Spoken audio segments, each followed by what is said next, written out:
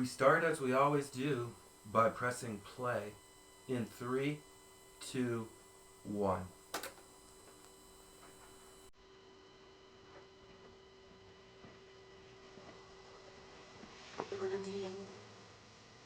The year was 1997.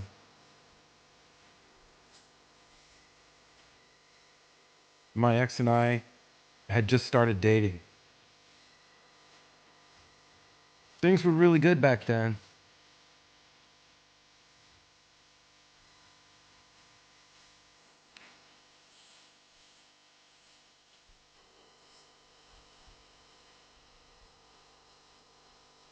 You know, I remember the first night we spent together, I was going to a wedding the following day. Sean and Sally Sturmer. It was a camping wedding. And I invited Jen.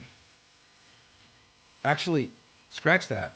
I didn't invite Jen. I was like, I'm not going to take her the next day after the first day we hung out. But we pretty much lived together from there forward, starting out in a little place called Rupley Street. And that was a bachelor pad that I shared with a number of dudes. Kevin McManus, Greg Murray, although he moved in after I moved out, I think. Mike Kane, um, Ashby, Mike Ashby. Matt Hines, I don't think he lived there, but he was always over there and an assortment of gentlemen. We had a little thing we called Rat Boy. Somebody had to be Rat Boy. And the way that was determined was by playing backgammon on the front porch. We had a screened-in porch in Atlanta, so nice amenity there at Rupley. And I was in the Virginia Highlands.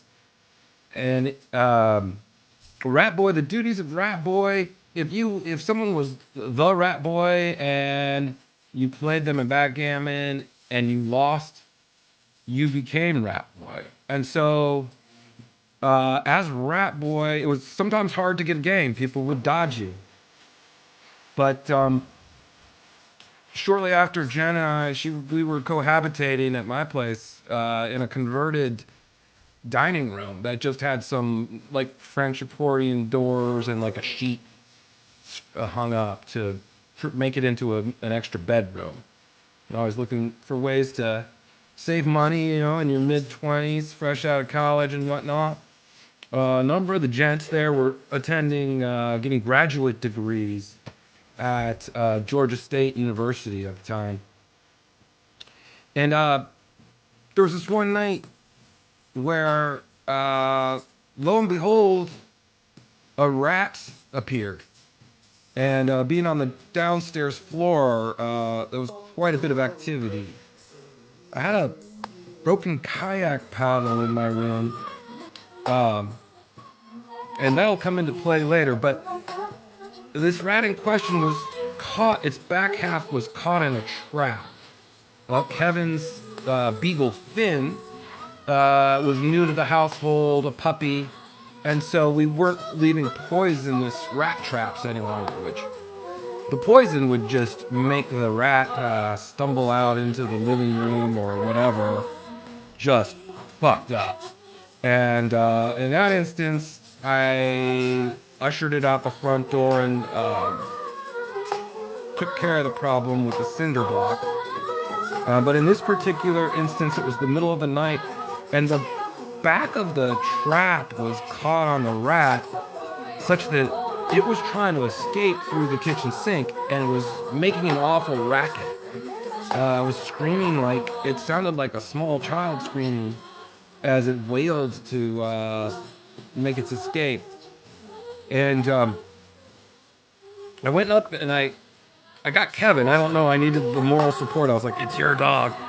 And he came down and I got that rat paddle or that kayak paddle and I put the thing out of its misery to the back of the neck. And needless to say, Jen and I found our own place and moved out in about 2 weeks.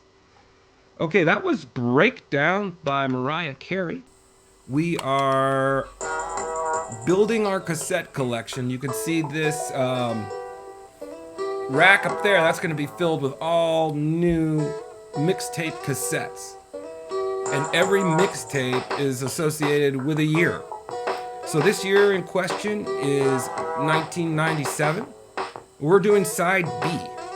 So we're going to be listening to Bob Dylan, Elliott Smith, The Verb, Spiritualized, Dandy Warhols, Corner Shop, Robbie Williams, Daft Punk, and, well, you already heard Mariah Carey. I'm really excited about this new podcast. This is a new podcast we're doing, and I don't want to be too much of a hype man for it, but the name of the podcast is dm4c. It's a celebration of cassette culture. It's a celebration of music history, and my own personal history. We're going to span the years 1966 to 2014. And there are some years in that span that are significant to cassette culture. And the start year and the end year, we'll get to that in different episodes, but those actually have some significance. So if you have some idea of what that is, you can definitely put your guess in the comments. Right now we're listening to the track Brown Paper Bag by Ronnie Size and Repraisement. And it's a lovely tune. I didn't know this back in the day, but I really dig on this. I always love an instrumental track. And this one is just a right on time.